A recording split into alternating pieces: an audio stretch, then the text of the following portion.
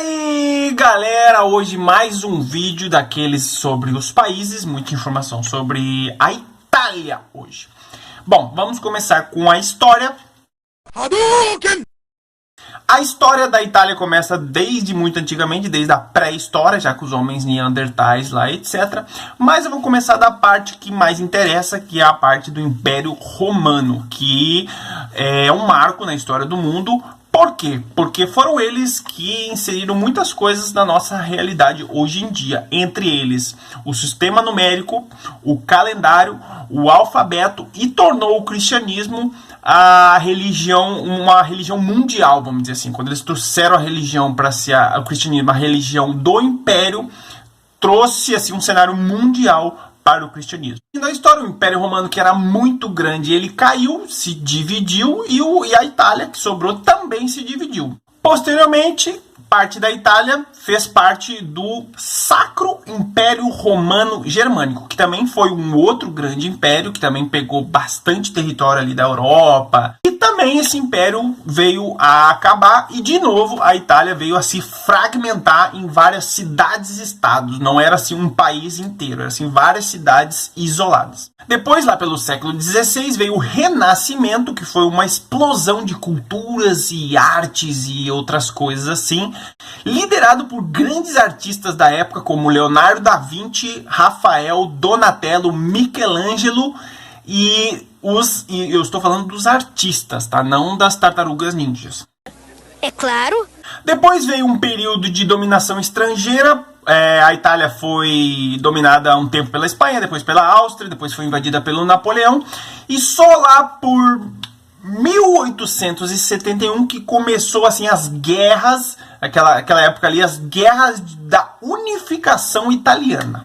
Vale salientar aqui que durante essas guerras de unificação lutou um cara chamado Giuseppe Garibaldi. Esse cara é um herói lá na Itália, e também é o mesmo cara que veio aqui pro Brasil e lutou na Revolução Farroupilha, lá no Rio Grande do Sul. É um cara muito conhecido lá no Sul. Inclusive tem uma cidade que se chama Garibaldi por causa desse cara. Teve até um filme aí brasileiro sobre a Anita Garibaldi, Giuseppe Garibaldi, etc. E esse cara também lutou na Revolução Farroupilha, depois ele foi para o Uruguai, participou da Marinha lá do Uruguai, e depois ele foi para essa guerra lá na Itália, da unificação italiana. Depois dessas guerras de unificação, aí a Itália tomou essa forma mais ou menos como ela é hoje, já excluindo, né, que dentro da Itália existe um país chamado San Marino e existe um país chamado Vaticano, né? Você deve saber, a cidade do Vaticano na verdade é considerada um país, e depois dessa unificação italiana, a Itália já tomou essa forma, já sem o Vaticano tendo um território próprio como país, pertencente à Igreja Católica. E esse San Marino aí também é um país pequititinho, bem pequenininho, que também não se juntou na época da Itália e ficou isolado lá, apesar de ficar dentro do território da Itália. Nessa mesma época aí, 1800 e bolinha, teve um grande período aí, mais ou menos uns 30 anos, que aconteceu a grande migração italiana, ou emigração italiana, que foi quando mais ou menos 25 milhões de pessoas, cada ano saindo aí mais ou menos 1 milhão de pessoas, mais ou menos, saía da Itália, que a Itália estava passando por crises econômicas, falta de emprego, blá blá blá. Muita gente saiu da Itália e foi para outros países, como Estados Unidos e Brasil também, né? Muita gente lá no sul, cidades colonizadas por italianos. São Paulo também tem muita colônia italiana, por causa dessa grande migração italiana aí. Depois temos que falar da Segunda Guerra Mundial, onde aconteceu o fascismo na Itália. O fascismo era um partido fascista, né, liderado por Benito Mussolini. Era um partido de extrema direita, com ideias ultranacionalistas italianas. Botou uma ditadura na Itália, se juntaram aos nazistas, perderam a Segunda Guerra, e daí em 1946 a Itália, derrotada na guerra, se tornou então uma república. Antes de finalizar a história, temos que falar da década de 90, que foi quando teve uma grande operação lá na Itália, que se descobriu grande esquema de corrupção envolvendo a máfia italiana, o governo, o Banco do Vaticano e os maçons. Foi um grande rebuliço na época. Qual a consequência disso aí? Muitos partidos políticos foram extintos, que eram todos políticos, todos os partidos políticos podres. Os partidos foram extintos, alguns, e muito político entrou em desespero e cometeu suicídio. Depois disso aí, a Itália foi governada por muito tempo pela ala centro-direita.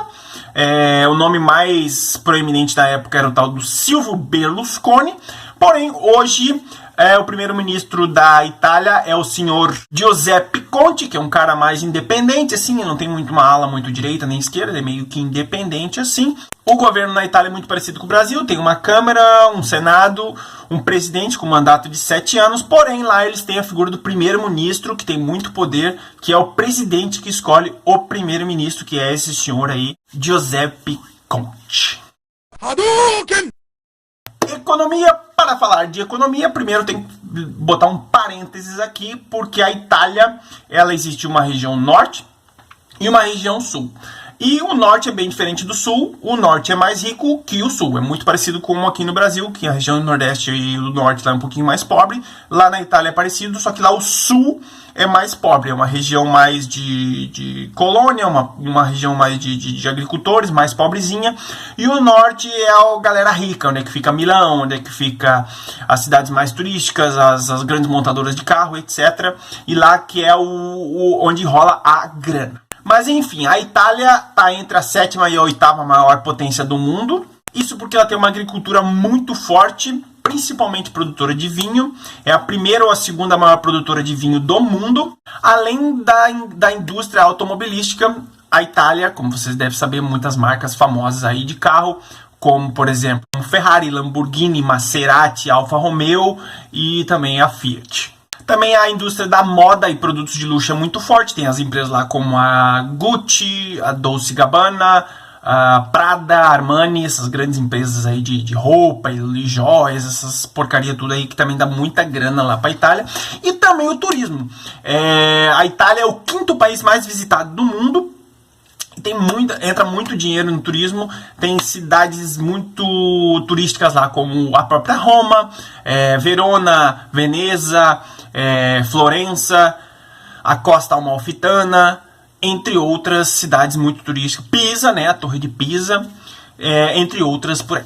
Ainda falando um pouco de economia, tem que também falar que a Itália está passando por uma estabilização econômica, ou seja, ela já não está naquela ascendência como uma das maiores potências do mundo, ela vem caindo. Isso porque por muitos problemas, entre eles instabilidade política, falta de infraestrutura, um grande déficit público, corrupção, que ainda continua a corrupção lá na Itália, e também muita burocracia. Falando em corrupção e falando de novo na máfia, a máfia tem grande parte ainda, tem grande influência na economia do país. Um dado de 2010 mostrou que a máfia gira em torno de 6 a 9% do PIB da Itália. Hadouken! Educação. A educação na Itália é pública e gratuita dos 6 aos 16 anos. O desempenho atual dos estudantes está um pouco abaixo do nível dos outros países da OCDE. Lembrando que também no sul o desempenho é um pouquinho mais baixo do que o norte, ou seja, no norte é um pouquinho mais rico, os estudantes são um pouquinho melhores. O sistema universitário é considerado fraco pela potência que é a Itália. Ela não é assim um ensino superior comparado da Inglaterra, assim, por exemplo. Apesar de ter instituições universitárias muito antigas lá desde o ano 1300 e alguma coisa. E uma curiosidade aqui do idioma, o idioma da Itália, claro, é o italiano, porém existem muito dialeto entre as cidades da Itália.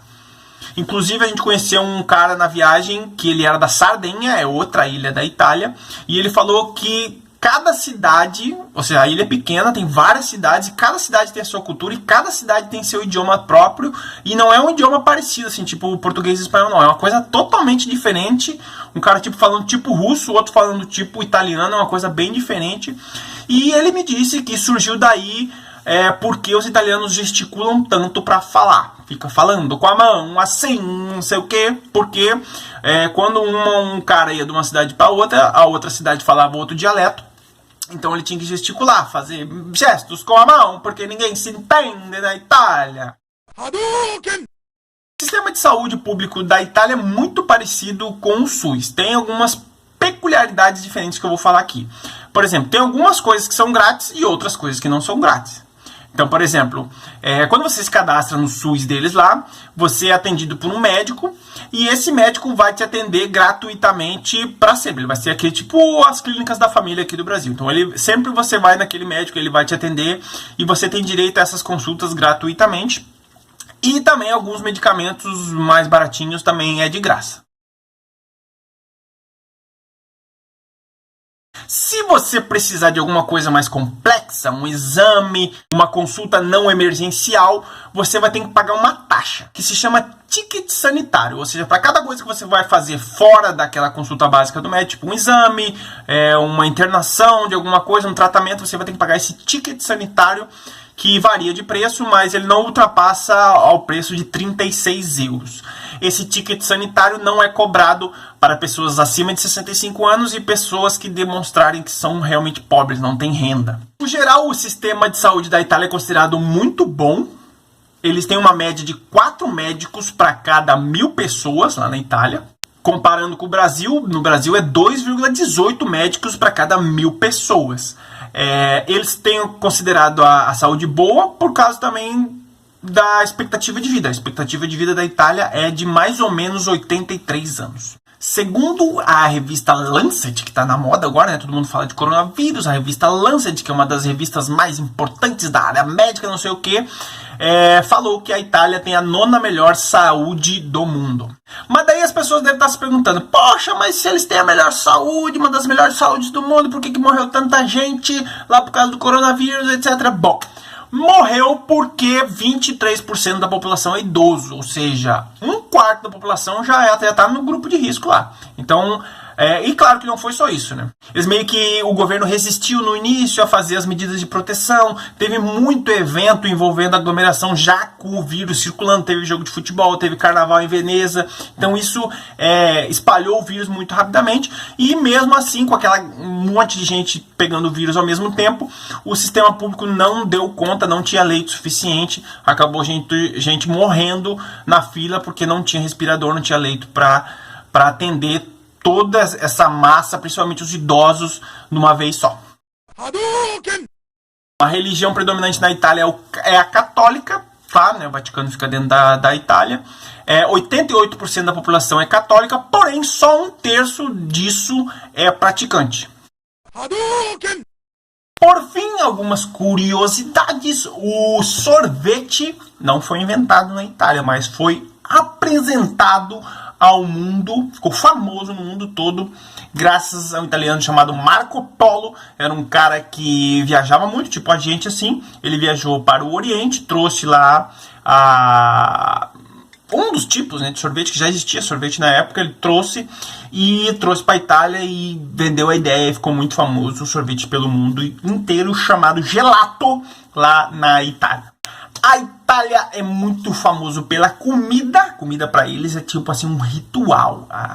A ideia lá é o negócio, é o slow food, é a mística de fazer a comida. Recomendo assistir esse vídeo aqui, que foi que a gente ficou lá na casa do nosso amigo Ivano, lá em Roma. O cara é um tiozinho show de bola, ele adora cozinhar, é toda uma mística de cozinhar.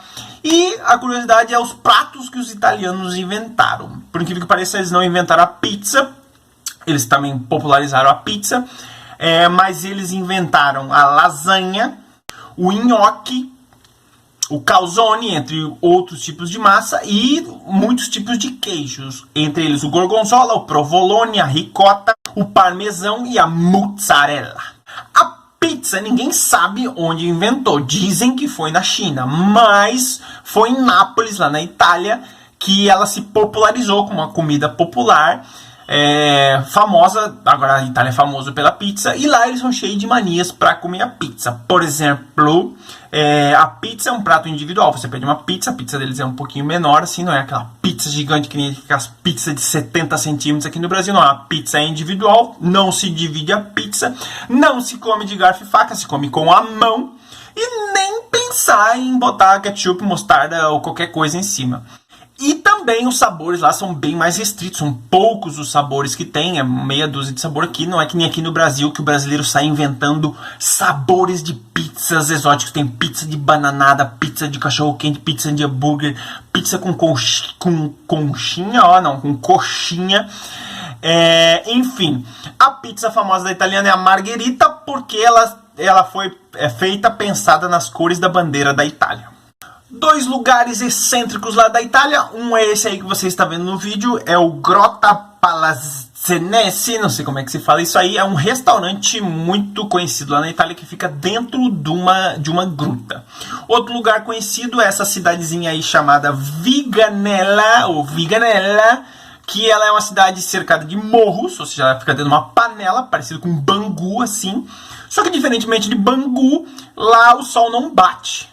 Compensação, Bangu é quente pra cacete. Então, como o sol não bate, eles colocaram um espelho em cima do morro para refletir o sol, principalmente no inverno, quando o sol não bate direito na cidade. Outra curiosidade, a Itália é o país com mais vulcões ativos na Europa.